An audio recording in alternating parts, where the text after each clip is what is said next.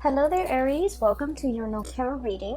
So, when I was shuffling out the spread, I saw two images for you, and I'm not sure which one comes first, but they're definitely related. So I'm just going to relay those images to you, and then we'll go over the spread, okay? So the first thing that I saw, which was pretty amazing, was you're at a scene at a circus, okay? And there is a big cannon, and this was back in the days where they shoot people at cannons. And there's this little boy. He looks really, really young, and he had like a superhero cape, a red cape on, and like a Speedo outfit, and he's getting into the mouth of the cannon. Someone shoots him off, and then he kind of rolls up into a ball, and then he rolls a vast distance, and he lands on a net, and then he stands up, and the crowd cheers. Okay, so that's the first image that I saw. The second image that I saw, and I think it should have gone first, but I saw this monk. He looks like a medieval monk, and you know how back in the days, if you look at images and drawings from the medieval time period, the monks, their heads are bald, but they have like hair that's growing on the side, okay? So he's like a medieval monk in this really dark castle in his study, and it's really dark outside. You can see the moon, and you can see the steeple and the chapel like outside the window. It's really dark. He's reading, poring over many, many, many books by candlelight. And when I saw this image, I immediately think about, the scribes, okay? The scribes. The people, the monks are the first ones that are literate, especially in medieval time. Not a lot of people have access to education. So they're the ones that keep ledgers. They're the ones that are really incredibly educated. They know letters. They write down like, they keep inventory, keep ledgers, but they also write down like the daily activities as to what happened today. And they're pretty much the first people that keep like a written history of things that have unfolded. Okay, so I feel like this guy, he's in his study by candlelight, obsessively poring over, looking through, researching, and trying to find something. Okay, so he was like very, very adamant about trying to find something. So those are the two images that I saw. And it was really difficult for me to try to get those images to kind of like tell the story, okay? So what I feel is happening here is there's something that you are doing. And I feel like for many of you, this is a part of like a job. For those who are self-employed, I feel like you're trying to launch something. And you're obsessively trying to do the preliminary background research, the market research. I'm hearing like patent. So for some of you, you might be inventors. You might be poring over all the patent history to make sure that this thing that you are trying to bring forth into the world has not been done before, like a violation of patent, for example, patent laws. And then I feel like for others of you, especially if you're not self-employed, you're working for other people, I feel like you're trying to look into the regulations, the rules and the regulations as to how something was done in the past, and then you're trying to bend the rules, okay? I feel like there's something here about not wanting to follow what was done in the past, wanting to trailblaze, wanting to create your own path.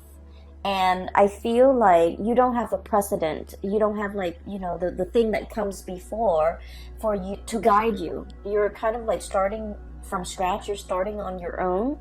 And I feel like there's a lot of risk associated with it, okay? Hence the little kid being launched out of a cannon, okay? So like, I feel like in some way physically you're thinking like, how is this going to work? What exactly is it going to look like? And so it hasn't been done before, so you don't have an example to go by. You just have the idea in your head, and you're trying to bring it forth into the real world. And the real world is like constrained by the law of physics. And so you're just, trying to do that research into a field or into an area, a specific a specific field that you're not very familiar with, okay?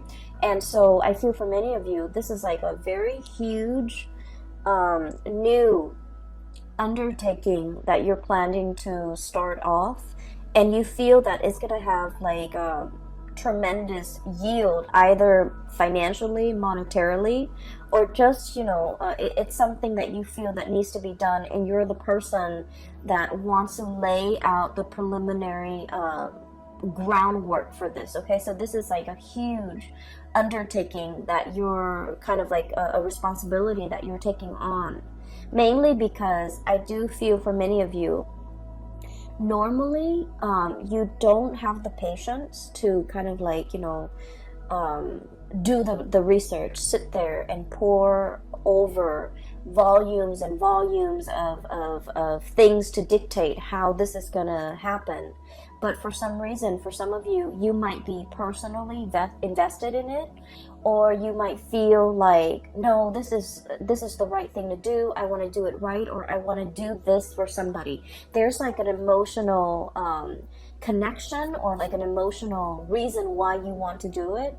For others of you, you're like somehow invested in it, where you're just like, no, this is something that needs to be done because it's going to lay the groundwork for what's to come, and I want to lay the groundwork in the direction that I want to see things happen in the future, okay? I do sense we have here the Judgment card and the Justice card, okay? So this deals heavily with legality. The Justice card, this is about weighing out the pros and cons, okay? What is right morally, ethically, versus what is right like internally. And then we have here the Judgment card as well. Light bulb moment, okay? Some major idea that you are trying to bring forth into the world. It's almost like I'm getting a very strong like Aquarian, you know, influence here, where you're like so ahead of your time. You have these ideas swirling in your head, and I feel like you're trying to conceptualize it. You're trying to make sense of it. You're trying to like sort out these creative ideas, put them into little neat boxes so that you can understand exactly what you are trying to work with.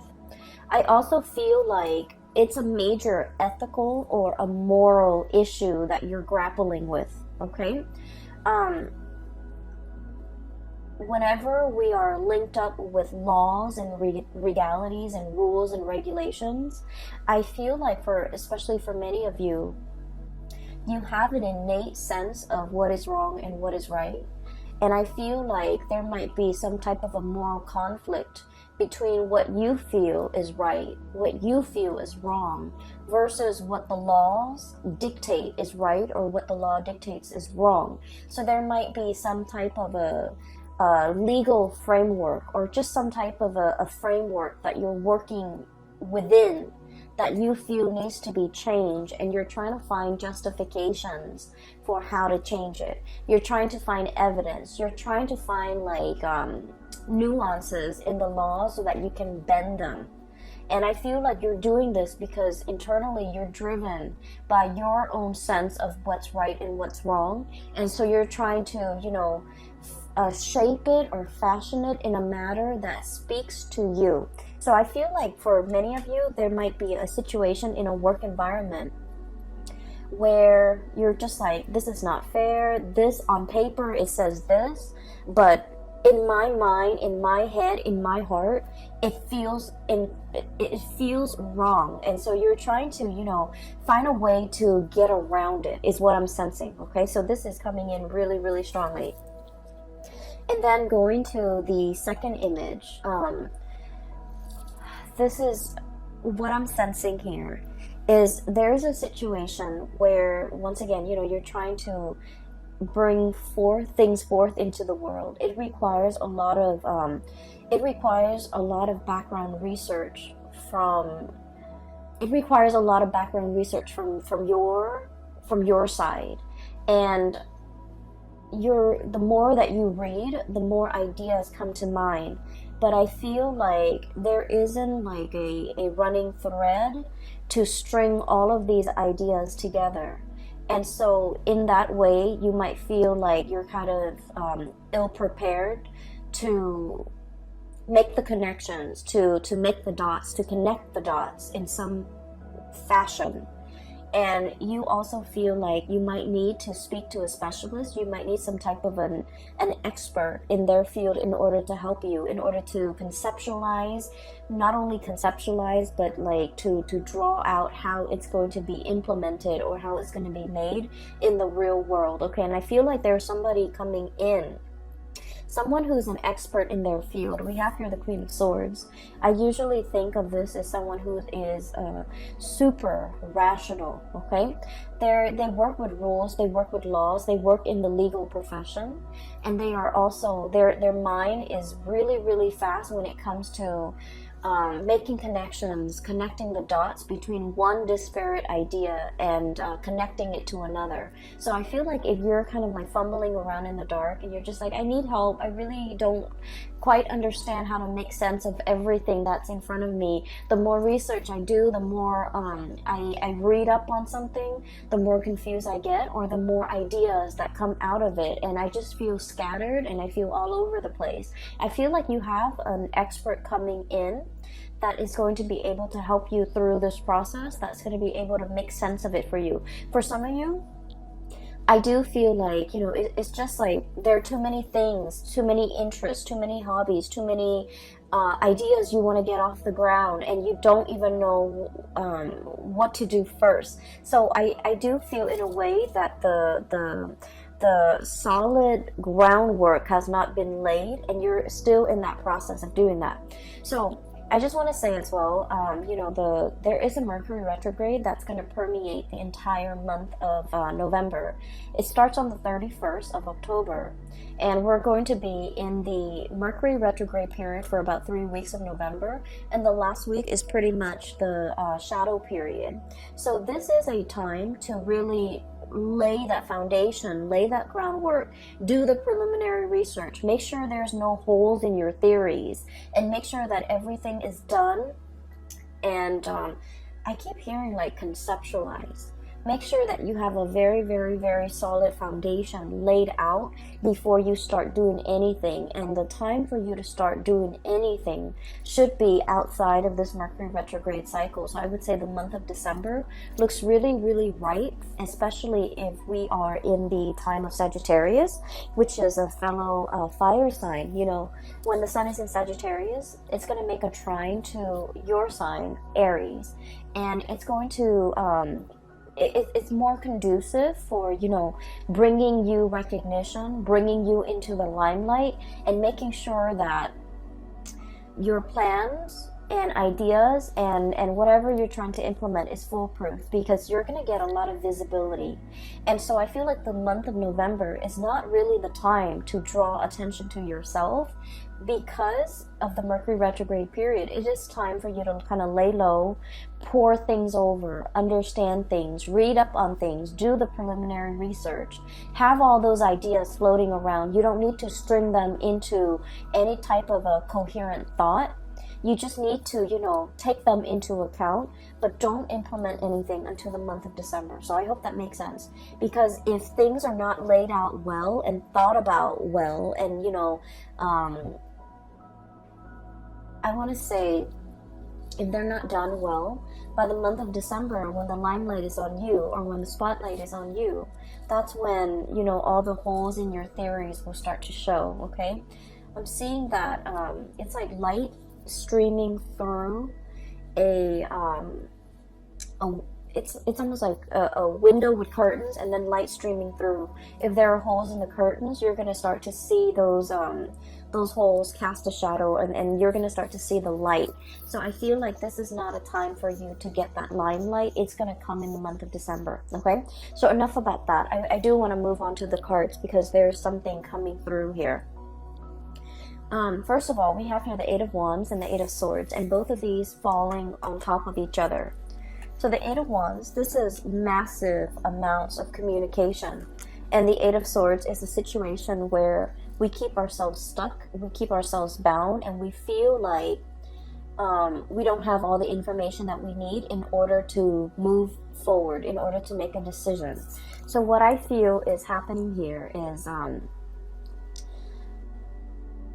there's a major idea that you have, okay? I feel for many of you, you might be like consultants, you might be experts in your field. You are kind of like that, you're kind of like that voice of ingenuity, that voice, it seems to me like your judgment, guiding light, okay? You're providing a lot of swift, short, concise communication to bring people out of a state of confusion, okay? You guys are very like no nonsense, no holds bar. Whatever comes to mind, you say it. Like you rarely have a filter. And I feel like because of this carefree, a lot of people might think it's reckless, but what I feel is it's a childlike innocence. It's sort of like, let's just do it first and then read the instructions later. Okay, let's just rely on our intuition to assemble this thing without having to read the instructions, because we all know, you know, intuitively where things are supposed to go. And you have that kind of like blind faith where you're able to like get things done, push people along, move people along. And I'm sensing, you know, start things off the ground, get things off the ground, get things running, inspiring people, and making, like, not letting people make excuses for why they're not getting things done. So I feel like you're kind of like the voice of, not so much the voice of reason, but like that light in a tunnel to help guide people along, because you're very, very bold and brave, and you venture into unknown territories. What I'm sensing here is, there's definitely a situation where you're kind of like guiding somebody, and I feel like there's legality, like legal issues surrounding it. And once again, I mentioned before, you know, the whole sense of legality. What is right, what is written down as, you know, the law of the land, you don't agree with it, okay? You feel like there's something lacking here. It's the law or whatever's written down is very, very self-serving. So you're trying to find a way to bend this situation. And so many of you are kind of like working behind the scenes. Many of you are trying to find loopholes. Many of you are trying to find ways to get around things and to do exactly what you want. Like, I'm sensing finding shortcuts, finding like the quickest point from A to B without having to circumnavigate, you know, like without having to kind of like dodge obstacles left and right. How do we shoot from here to there in the quickest manner, okay? Shooting out of that canyon. And so as a result of it, I feel like you're in a position either to guide people from all the obstacles that are kind of like strewn in their path. You're trying to find the quickest route from A to B to guide others. And you're trying to find as well kind of like the boldest move for you to make. And I feel like you're just going to land on your feet, okay? Like that kid being shot out of the canyon. If you're in a position where you feel like, I don't really know, you feel shaken, or you feel like, I don't really know how to realistically implement this in the real world, I feel that it's going to really take off for you.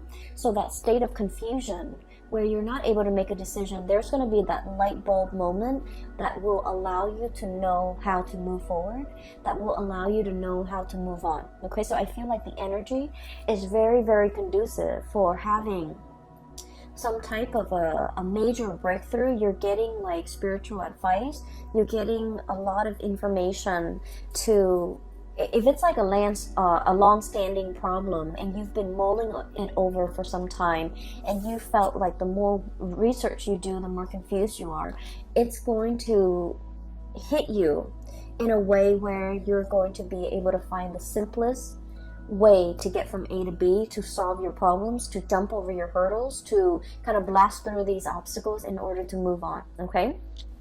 I'm also sensing here a very significant person that's going to be entering your life, okay? We have here the Queen of Swords. So this is air sign, air energy, Aquarius, Gemini, Libra. And what I feel is, for those of you who are dealing with an air sign, or even dealing with somebody who's a little bit more on the icy end, They ask a lot of questions. They try to really understand you.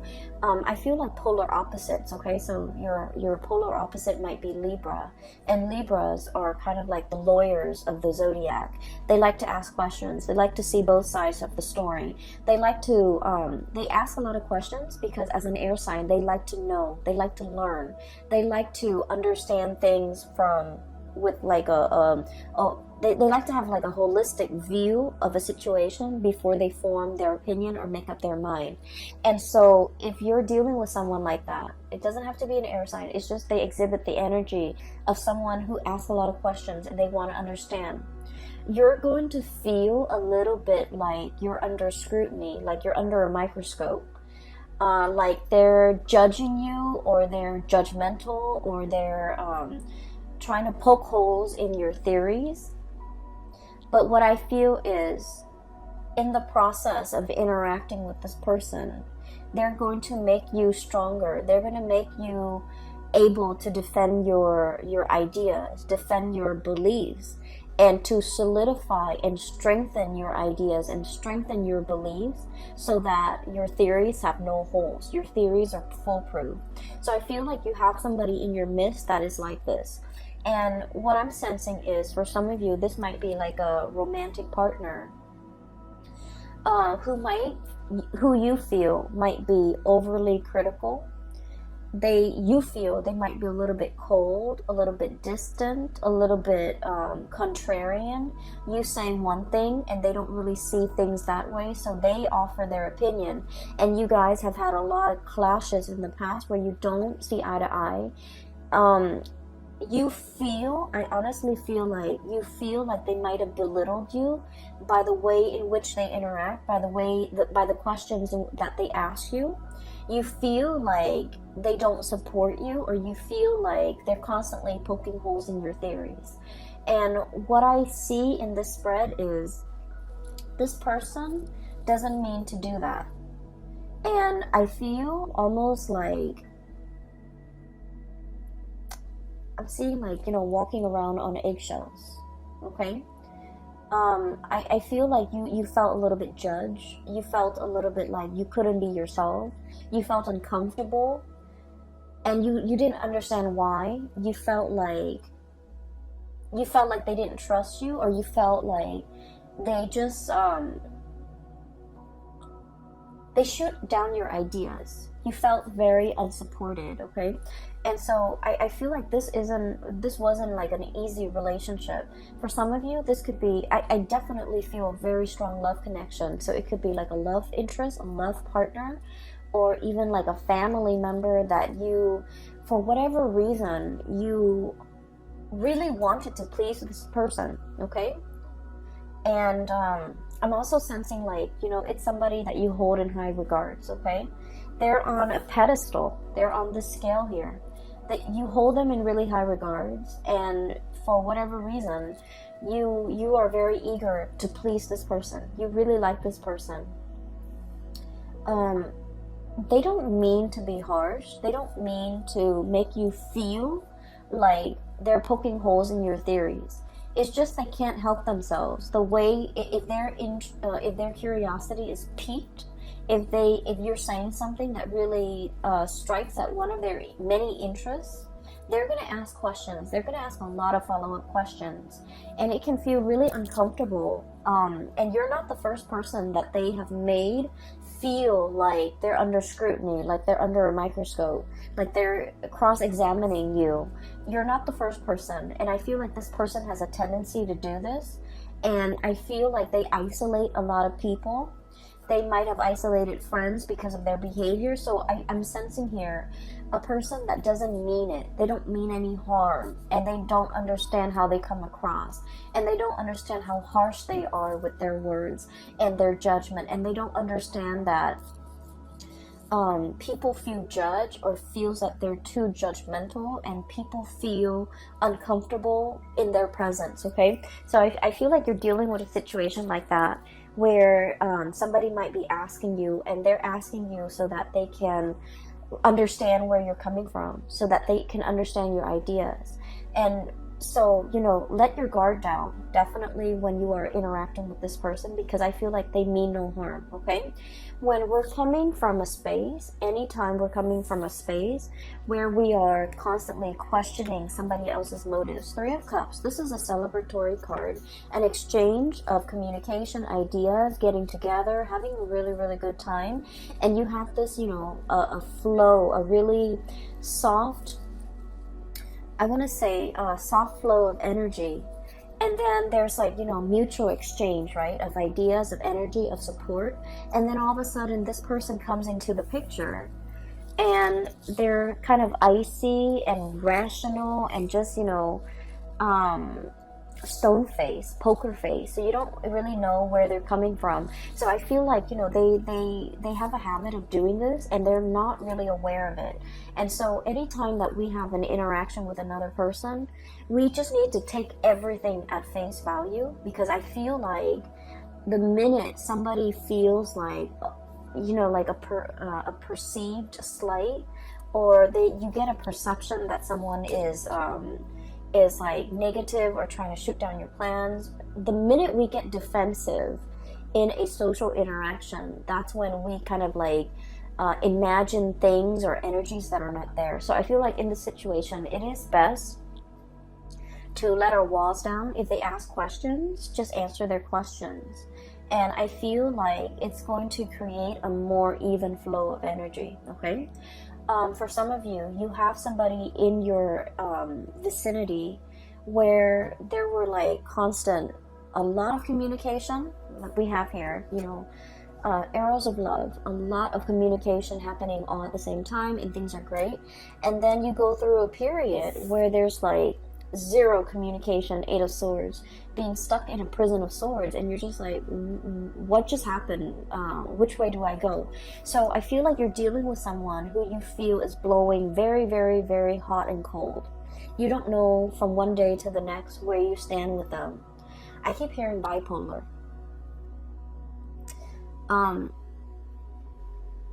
And I'm also hearing as well somebody who's very stuck in their head, and they might have like a gazillion things or a gazillion ideas that they're working on. So they're jumping from the realm of the mind. They're constantly thinking about other things, okay? So it's not that they don't have time for you, or it's not that, you know, they're... I feel like they're very, very busy, and I know that sounds terrible. There's no excuse. You know, if you really want to make something happen, if you really want to reach out, you want to prioritize communication or a specific person in your life, being busy is no excuse. We find time for things and for people that matter. But I feel like there's like periods of like a lot of heavy communication with this person, and then you go through a drought, and then they come back, and then there's a lot of heavy communication. And you're just never sure where you stand with this person, and you're frustrated, and I feel like you're thinking about the worst. You're thinking about like worst case scenario. They're probably talking to other people. They have a lot of other options. They have a lot of other people in their mind. And I feel for many of you, you might retaliate by, you know, going out a lot, you know, trying to meet other people. And so when you're going through that period of drought and there's no communication from the other person, you are waiting on the communication, but at the same time, you're just like, you know, I do see like a retaliation where if there's no communication, you draw your attention elsewhere. And so I just feel like the other person has a lot of things on their plate. And once again, I'm not saying like it's an excuse, but I do feel like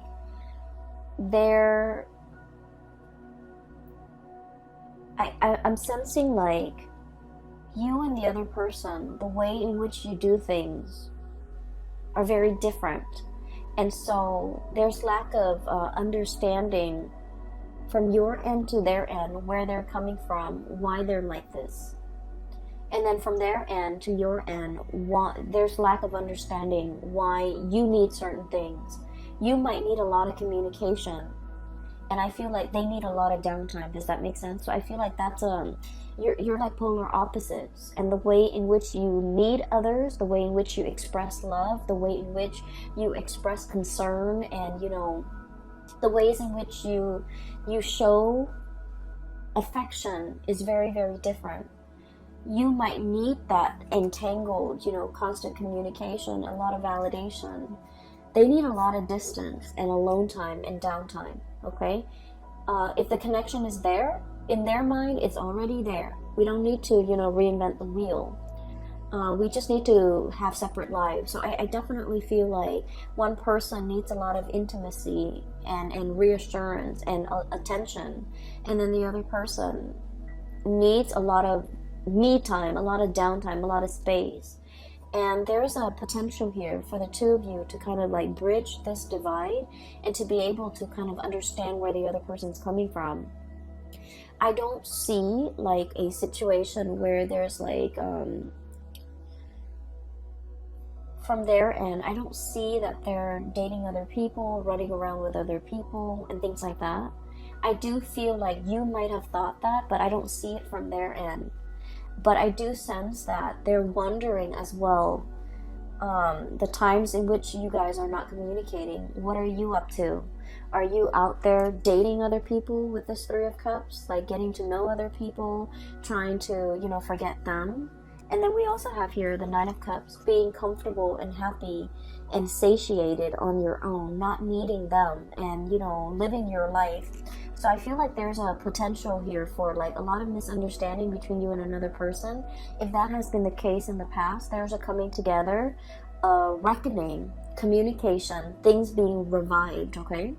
And then I also feel they're coming back in, wanting to communicate. Queen of Swords, Nine of Cups, wanting to communicate, wanting to, understand where you're at.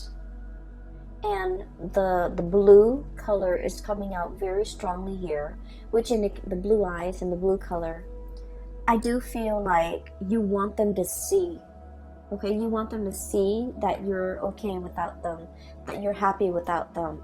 But once again, I feel like this person means a lot to you, and you want that validation from them. You want to see. So if this has been somebody that has kind of like left you high and dry in the past, I feel like a part of you really wants to show them, really wants them to see that you're okay, you're happy, you're dating, your social life is really thriving and taking off, or your dating life is really thriving and taking off. Like, you want to see. Some of you might be posting on social media, posting like, that you're out and about, you're having a good time, you're enjoying the single life, if this is an ex. And then I definitely feel like, they're thinking about you. They're trying to access you, access the photos, access the information. They're definitely physically seeing to make sense of it. Okay, so I do see a tit for tat, retaliatory type of an energy here, where you want somebody to see that you're doing well, that you're doing fine, that you're happy. But once again, it still points me to the fact that you are wanting some type of validation from this person, okay? If it is an ex, I feel like it's going to be the end of it. If it is an ex and you just feel like you go through periods where you hear nothing from them, and then they come back in expecting everything to be okay. What I have is a stoppage in communication, Four of Swords. This is taking a break. And then we have the Five of Swords, and I usually think of this as like mincing, dicing something to kind of like cut it up into little pieces. It's like, I no longer need this connection, I no longer need this communication. I've been waiting for so long. It's finally coming in at a point where I'm at peace with myself, I'm happy, and I'm doing really well, so I don't need it. So I feel like many of you will be at a position where you get to kind of like give this person a piece of your mind. Like, I don't need you. I'm doing okay on my own. I am very, very satiated and incredibly happy. And so I don't need the crumbs and, all of this that you're bringing into the picture. But then on the other hand, I do feel like many of you, you're dealing with somebody where there is a lot of misunderstanding. What they need and what you need are totally different things. You might want to be the one, you know, going out, having fun, wanting to be the life of the party. And the other person, they crave a more peaceful, a quieter existence. And I feel like there will be like a bridging of the gap where the two of you will kind of like meet in the middle and try to, I want to say like compromise, okay? Like compromise. So I'm getting a very strong polar opposite here. And once again, your polar opposite is Libra. Libra is coming out very strongly in this spread. So for just a warning, for those of you who are dealing with a Libra person, I do sense there's a lot of misunderstanding, and I would just urge you to kind of, you know, slip yourself in their shoes to really understand and mull over and think about what they have said to you in the past, because I feel like you guys are talking over one another. You're speaking from here, they're here, and then the it's like, you know, the two shall never meet. So I feel like there's a lot of potential for misunderstanding. And so you kind of have to go back, cycle back into your, you know, memory Rolodex of all the conversations you've had, of all the things that they've told you, because I feel like they might have said a lot of things and you misinterpreted a different way. And likewise, you know, this energy flows both ways. You might have said things that they have completely misinterpreted. And so I feel like there's a definitely miscommunication that can be fixed, and the distance can be bridged between you and this person, okay? In particular, if you're dealing with a Libra, because I feel like one person feels like the other person is withholding information or withholding affection, and so they find affection elsewhere. And that can be you or that can be them. But I feel the energy of one person wanting to retaliate because the other person, they feel the other person is withdrawing. And so they, you know, find affection elsewhere, find attention elsewhere, seeks attention elsewhere.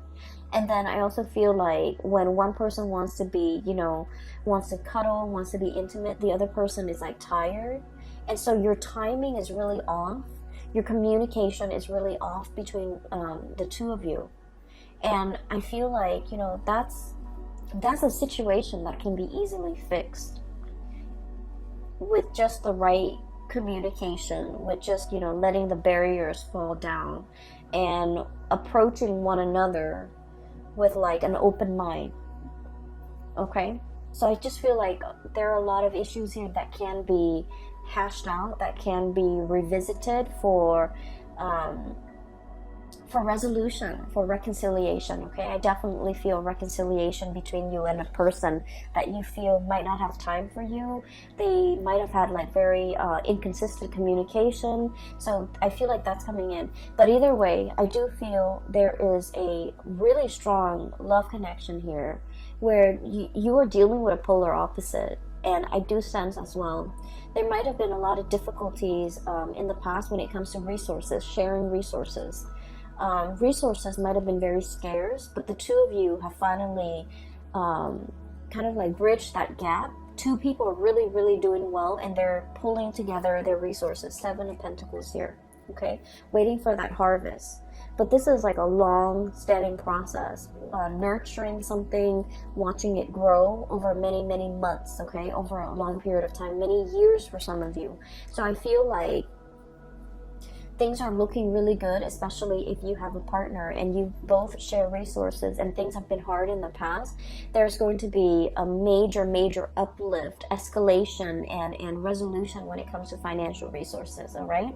So Aries, I'm going to leave it at that. All right, I wish you all a very wonderful November 2019.